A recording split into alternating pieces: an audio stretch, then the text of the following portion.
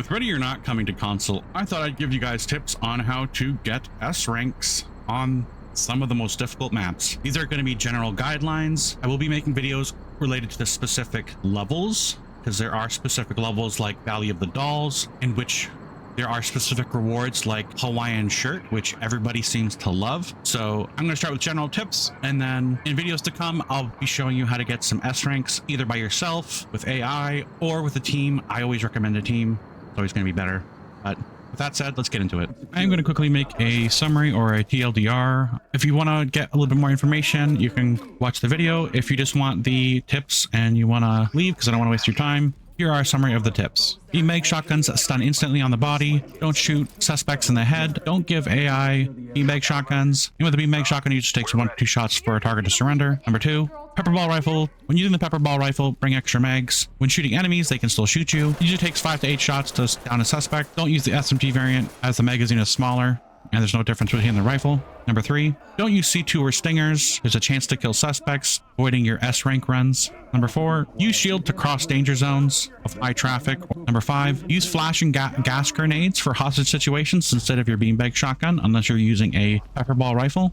Number 6, push your targets aggressively with your team. Don't shout at them from the door at a distance. Push up, take control of the room. Number 7, get surrendered civilians after you clear out enemies. Number 8, make sure you go in first to new spaces. Your AI can't make decisions. You can. If you're damaged and they're not, then it's okay to let them go in first. Number 9, AI clears rooms pretty well, but not big open spaces or complex structures or complex rooms, aka rooms with stairwells, exposed areas, etc. Use the move command instead of the clear and enter command. Also use the search room command as well instead. Number 10, which is going to be the best tip, get a team of real people to help you out.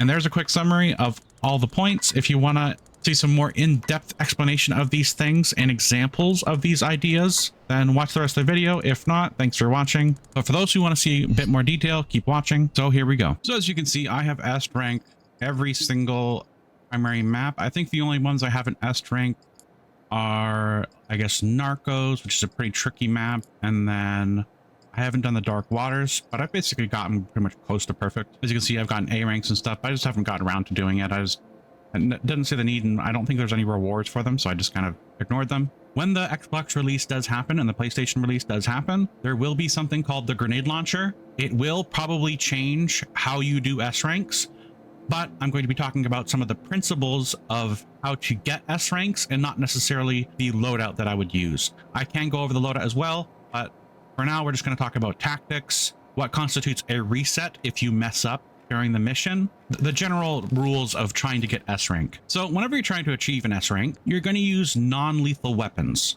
When using a beanbag shotgun, you can shoot the target anywhere on the body, and there will be no negative, even if they do not notice you. It will not be an unauthorized use of force, and you will stun them with 1 shot. After that, you'll just have to yell at them. Sometimes it'll take 2. This guy is more compliant than others.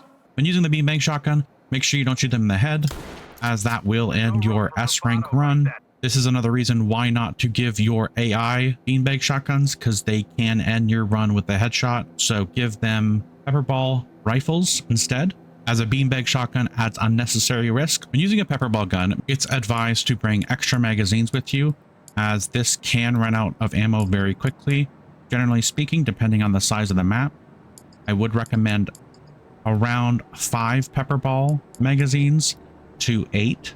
Avoid using the SMG variant, as it does have way less ammo capacity and it has no real benefit over the assault rifle. So the SMG variant is just a worse version of the VPL assault rifle. It does take 5 to 8 rounds depending on how much the target is resisting. Other suspects are more compliant than others, so it can take a lot of shots, including the fact that if you miss a few shots, you're going to be wasting even more ammo. That's why having more ammunition with you for pepperball launcher is definitely better. And of course, when using a pepperball weapon, it will take more time to subdue the target, and they will be able to shoot back at you during this period of time. This guy is very compliant compared to other suspects. So another really big thing is avoiding anything that has the potential to kill any targets, that being stinger grenades and C2.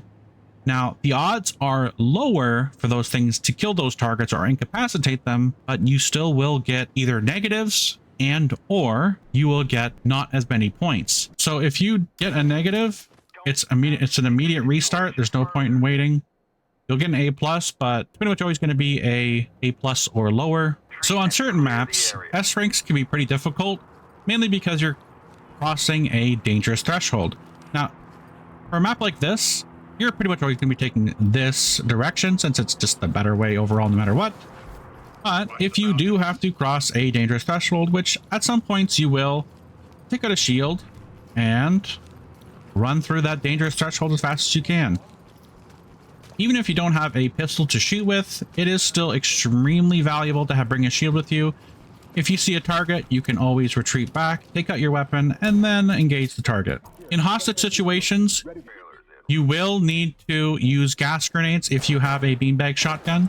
Obviously, if you have a beanbag shotgun, you will have to not shoot them in the face.